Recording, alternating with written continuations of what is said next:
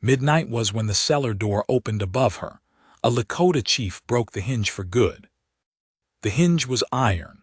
Old iron, the kind that rusts orange at the corners and leaves a stain on your palm when you grip it. I remember the weight of it, the whole door.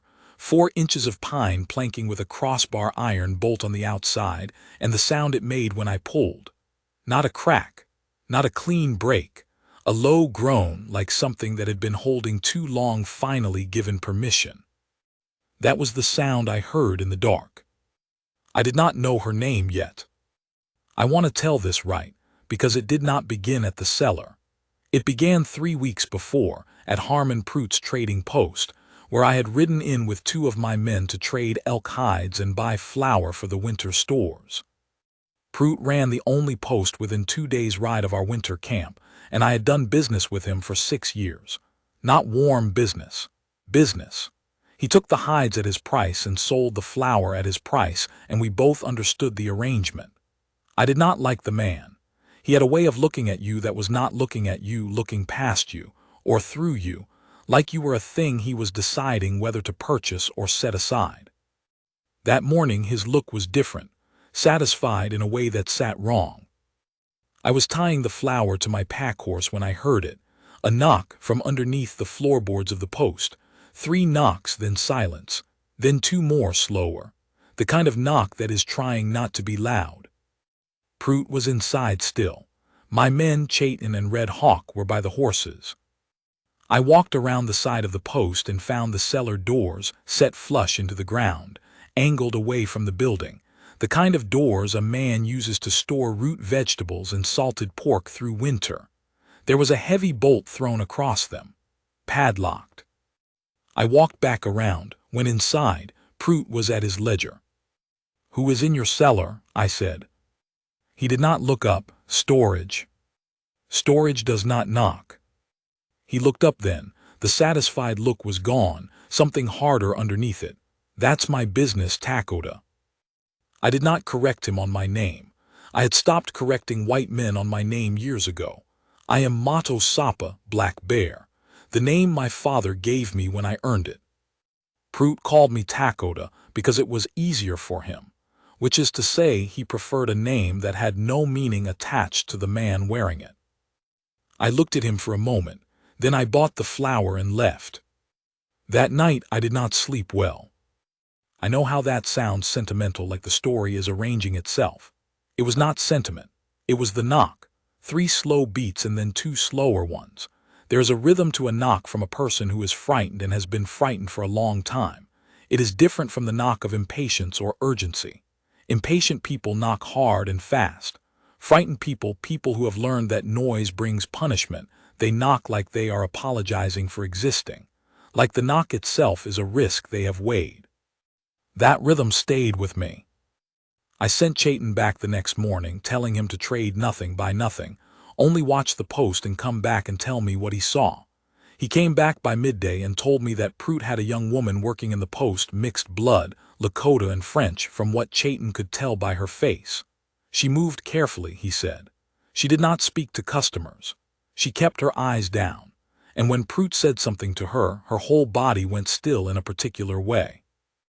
Chayton had been in captivity once briefly, during a raid when he was 17. He knew that particular stillness.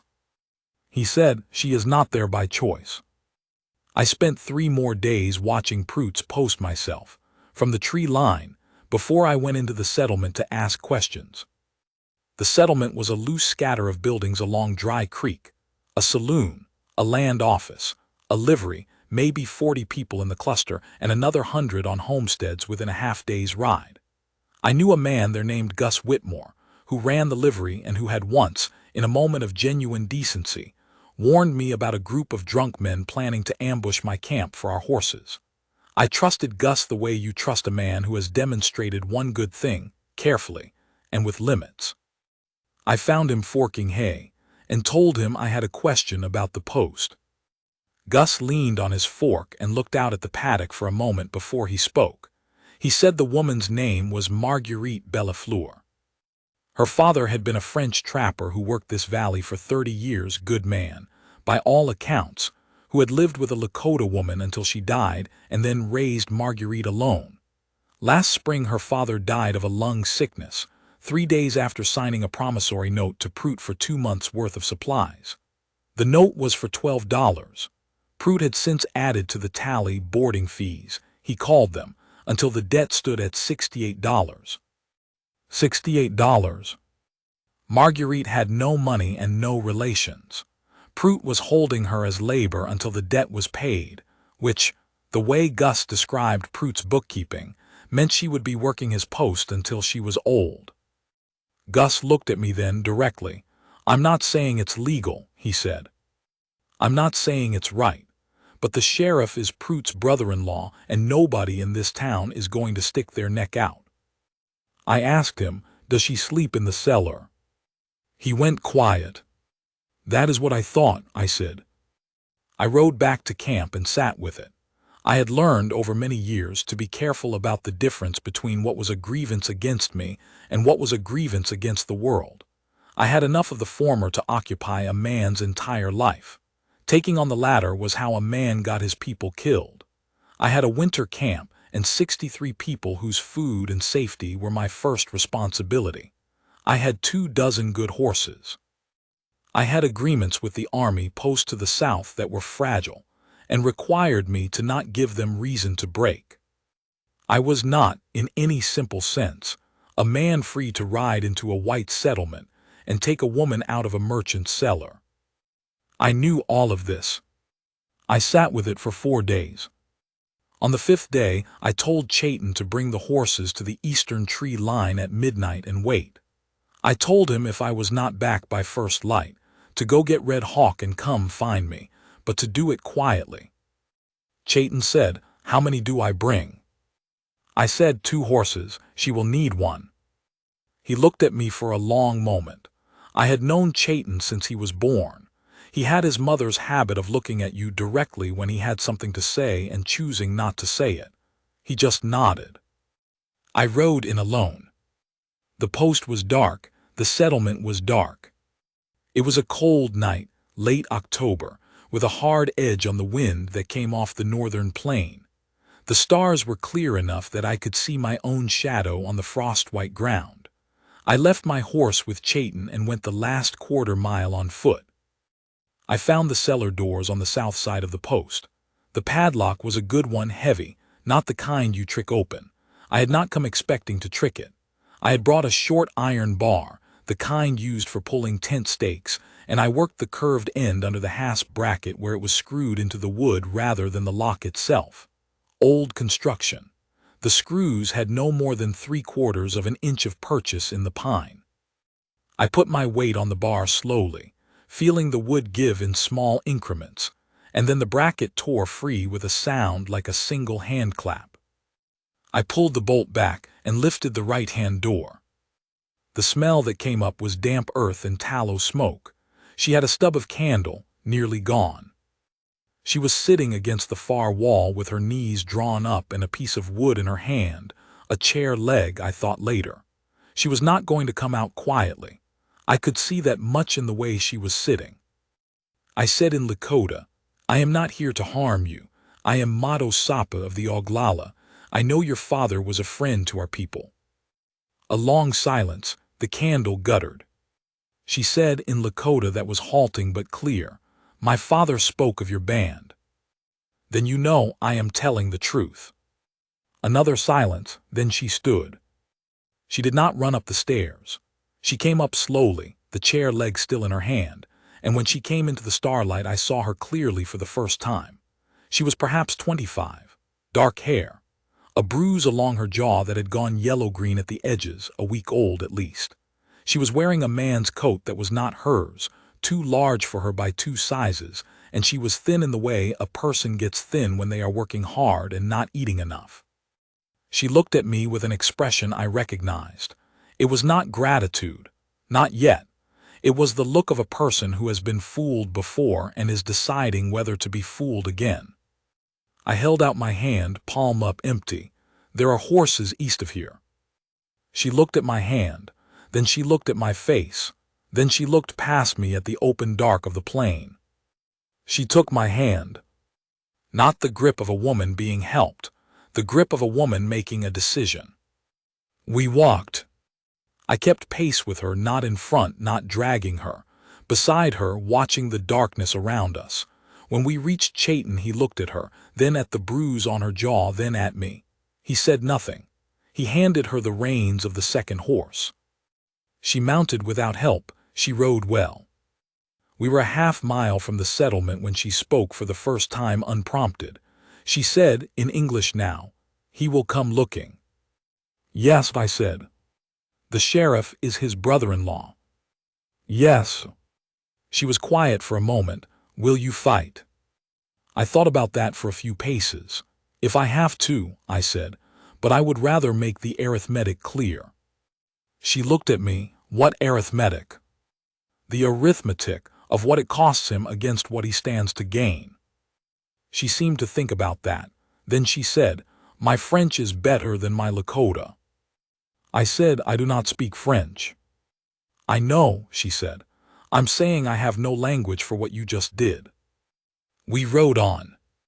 I brought her to camp, to the lodge of an elder woman named Sapa, who was old and sharp, and had no tolerance for anyone's trouble but her own. I told Sapa the situation plainly.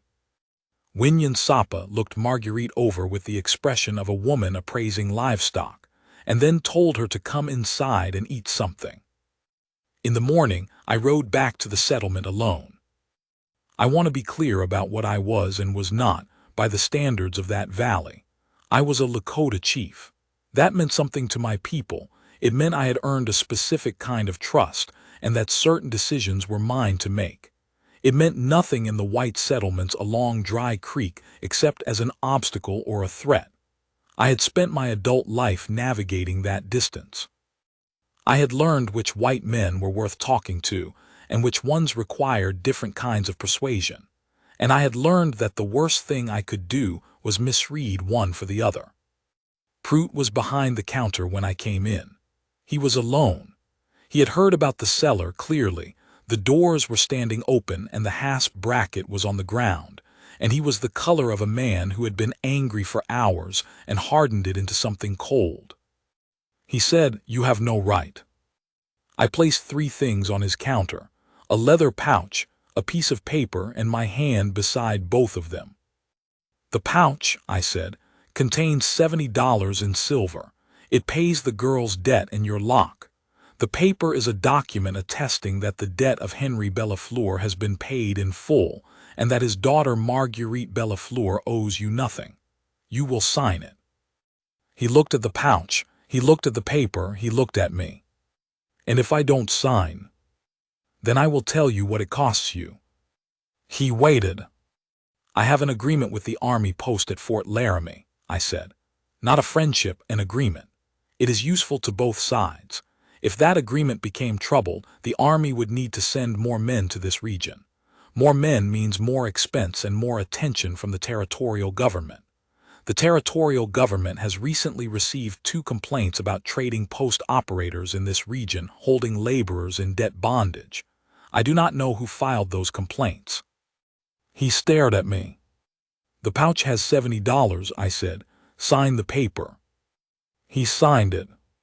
I took the signed paper, I left the pouch, I walked out. Outside, I stopped and stood in the cold morning air for a moment. My hands were steady. I was 53 years old, and I had been in more negotiations than I could count, with men who had more to threaten me with than Harmon Prout. The steadiness was not courage. It was practice. You do this enough times, the fear moves into a room in your chest that you have learned to lock, and you live in the hallway outside it, which is close enough. I rode back to camp.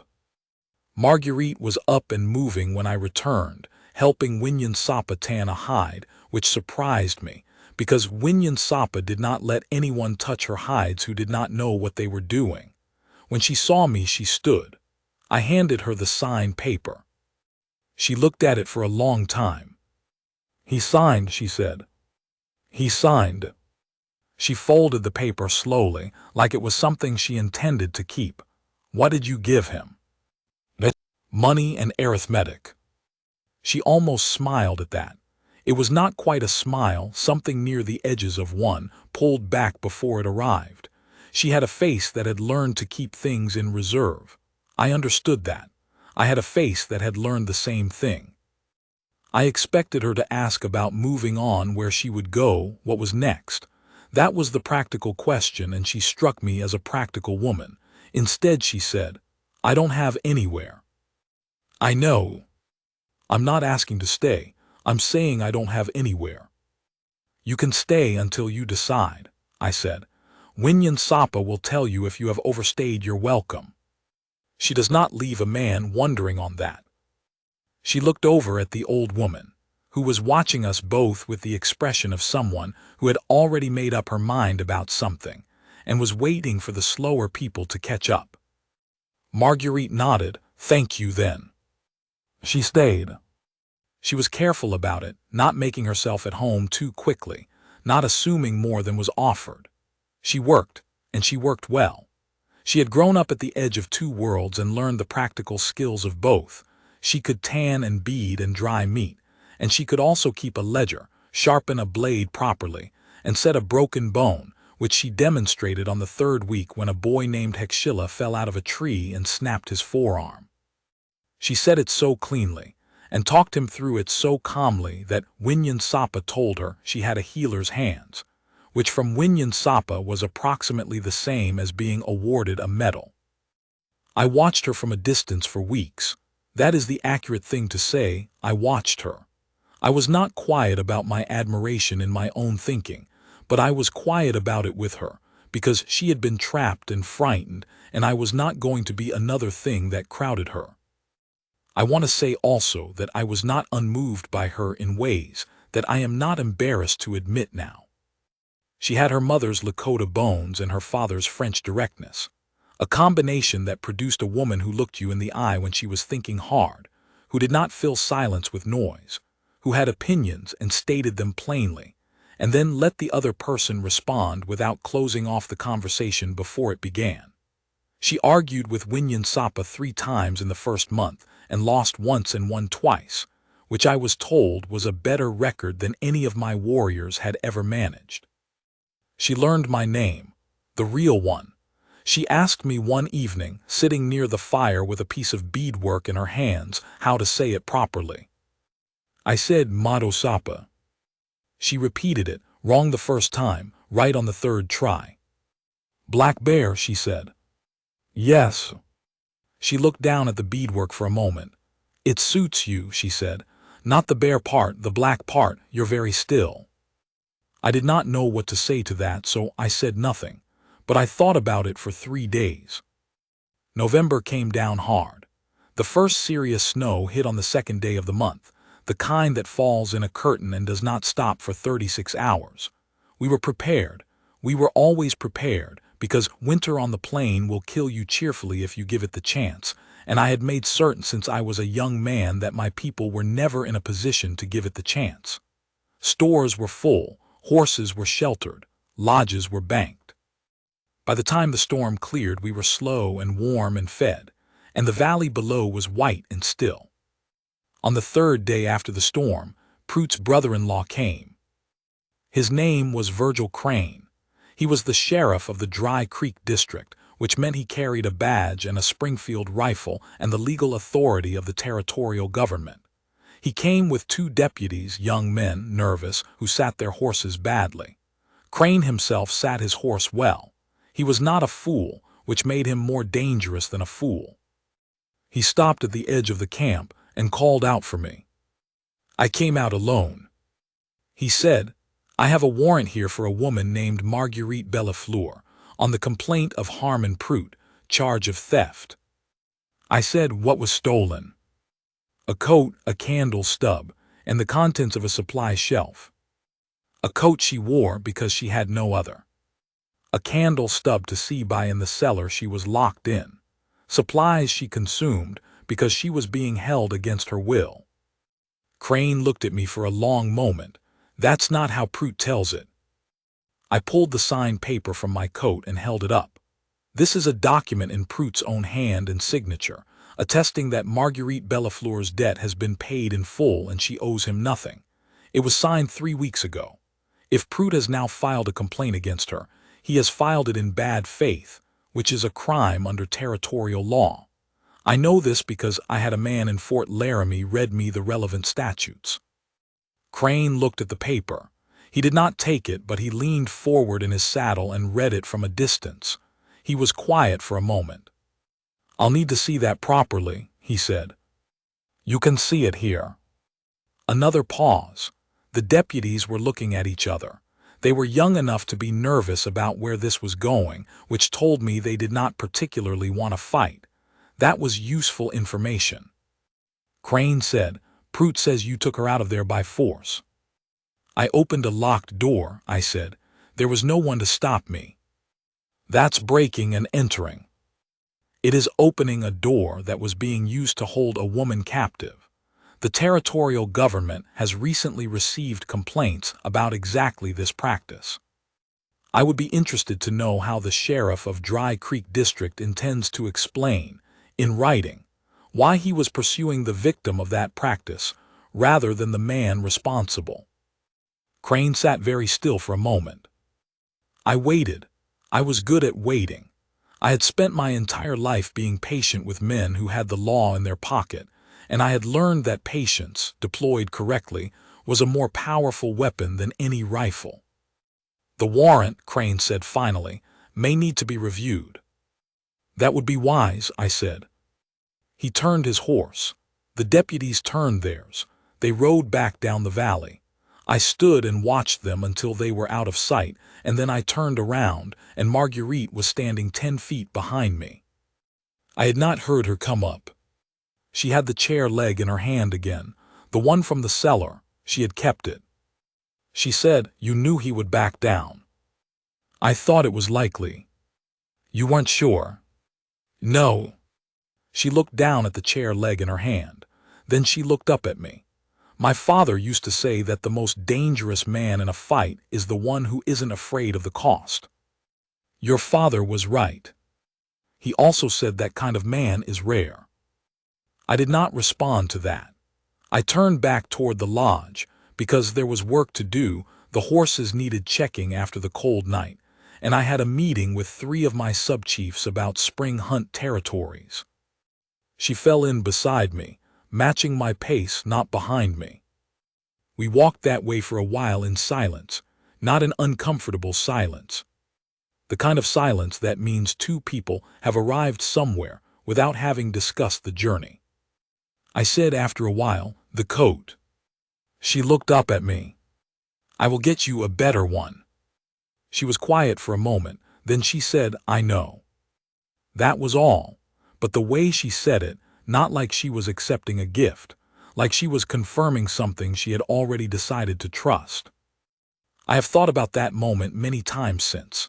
There was a version of this story where I was a man who did a good thing and moved on, opened a door, paid a debt, stood down a sheriff and went back to his life. That would have been enough. That would have been more than most men did. I was not looking for more than that. But she walked beside me. She stayed beside me. And I understood.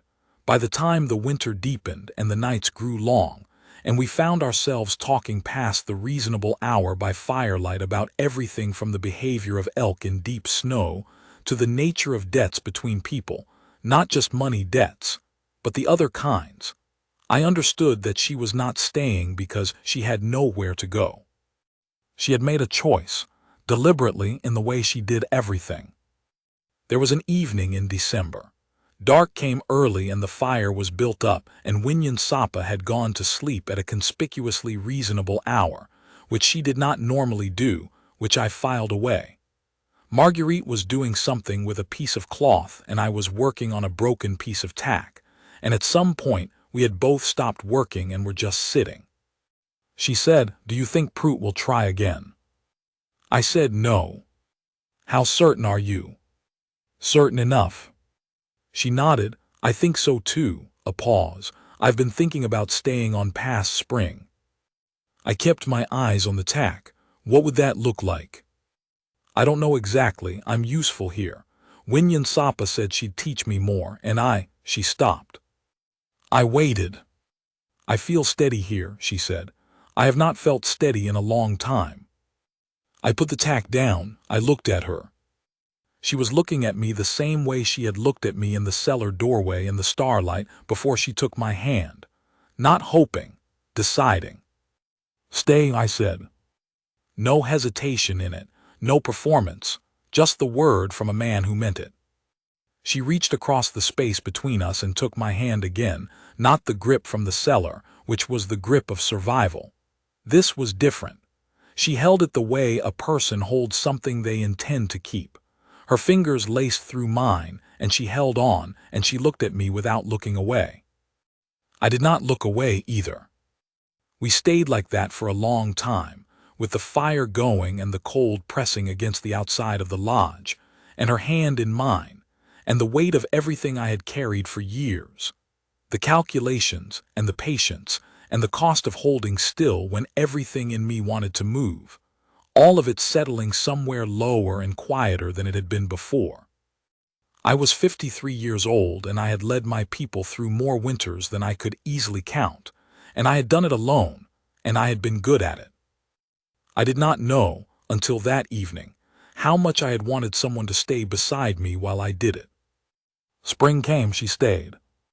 That is the whole story, except it is not the whole story. The whole story is 30 years long, and I am not going to give you all of it tonight. But I will tell you this much more. In the spring, when the elk came back to the northern meadow and the valley greened up and Dry Creek ran fast with snowmelt, I rode down to the settlement to buy flour again. Prute's trading post was closed. I heard later that he had left the territory that winter. I never learned why exactly, and I did not spend much time wondering about it. Gus Whitmore was still at the livery. He came out when he saw me and we shook hands. He said, "Heard Prute's gone." I heard that too. He looked at me for a moment with an expression that was almost a smile. "Heard you've got a healer in your camp now." "We do." "Good healer." "The best in the valley by all accounts." He nodded slowly. "Good," he said, "that's good." I bought the flour. I rode back. She was outside Winyan Sapa's lodge when I came in, working on something. She looked up at the sound of my horse. She shaded her eyes against the late-day sun. I have a picture of that in my mind still, her face tilted up, the low light on her cheekbone, the way she smiled when she recognized me. Not the wide smile of a woman performing gladness. The quiet smile of a woman who expected someone and found the right person arriving. I got down from the horse. She came over and took the flour off the pack, and then she stood beside me and we looked out at the camp together.